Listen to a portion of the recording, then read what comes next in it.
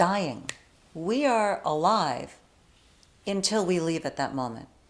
There's so much time spent on getting more time and not dying. And not dying, that all those moments are lost trying not to die, but we're alive. This may be a simplified expression of this, but why don't you put your cell phones down, right? Why don't you start looking at each other, talking to each other, communicating with each other, celebrating each other right now?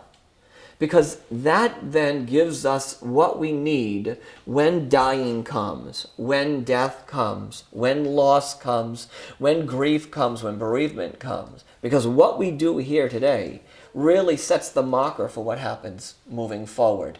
I want to say something else, if you don't mind. Not at all. I think we also need to teach the doctors and the nurses and the medical professionals that it's okay to talk about it, and it's okay to have heartfelt, real conversations about what this means, right? We need to educate the medical professionals that there is more, because that gives you what you need to work through that process when someone is in that state.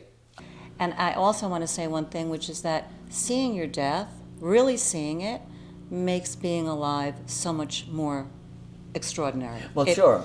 That's really what death teaches us, is how to live. Right. And I think that it's going to be very important moving forward that we start to have conversations long before someone is ill, that we start putting it on the table right away. I have a 25-year-old daughter. I talk to her about dying and death often. What do you say? And I say to her, we have conversations about it. We have conversations about this experience, our lives together, and what we try to do in this life is to be good and nurturing and loving to each other.